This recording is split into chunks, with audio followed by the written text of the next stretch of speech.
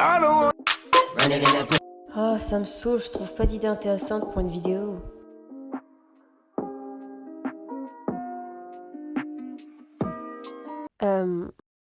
Bonjour. Ça fait si bizarre de vous voir en face à face. Déjà que les vidéos se font rares. Bref, aujourd'hui... Merde, c'est quoi déjà le script?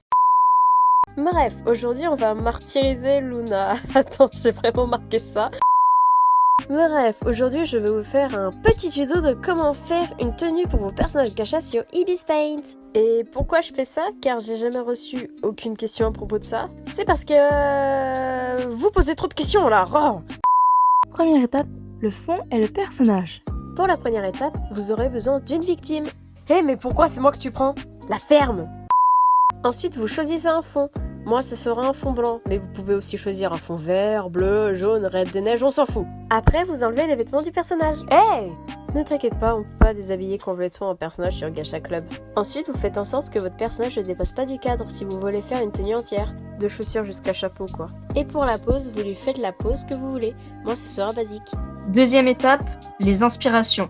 Alors, oui, les inspirations sont une étape très importante. Car quand tu te retrouves juste avec une idée vague en tête, sans exemple, bah, tu n'y arrives pas. À part si t'as vraiment quelque chose de précis en tête. Mais c'est quand même mieux avec un modèle. Enfin, bref. Moi, je vais m'inspirer de Bee dans Livre Boss. Car j'ai regardé l'épisode où elle y est et j'adore son style. Troisième étape, la base. Pour commencer, je vais sur Ibis Paint et je prends ma capture de Luna. Pour enlever le vêtement qu'elle porte, je vais prendre le pinceau plume dure et je vais prendre la couleur du contour de la peau grâce à une pipette et je vais refaire les contours. En faisant comme ça, je vais pouvoir changer la forme de son corps si je veux la faire plus fine ou développer ou complètement changer son corps, comme pour mon personnage Luna Squelette. Normalement, je change aussi la couleur de la peau là où il y a les vêtements, mais pour la vidéo, je vais éviter. Quand même, je torture Luna, mais je suis pas un monstre non plus.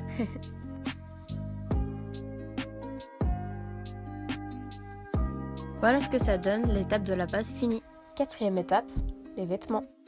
Pour commencer à rentrer dans le vif du sujet, tout d'abord sur d'autres calques, vous mettez vos inspirations sur le côté de votre personnage pour toujours les avoir en vue.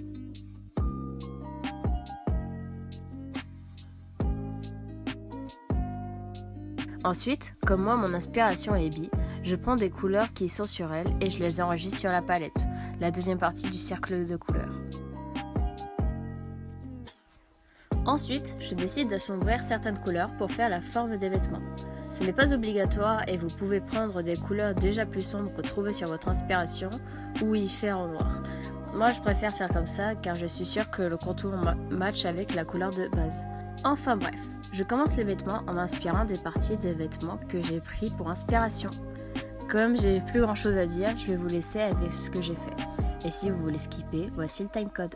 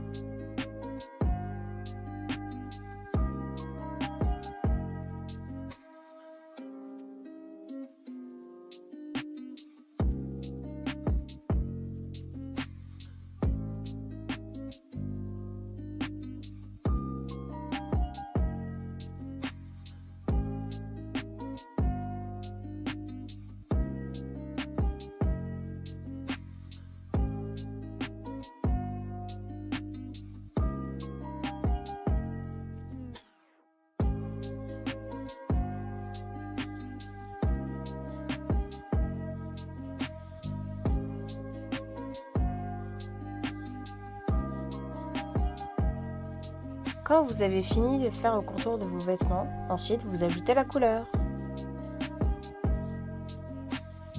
Ensuite que vous avez fini ça, vous ajoutez ou non des accessoires et ça y est, vous avez fini de faire une magnifique tenue à votre personnage.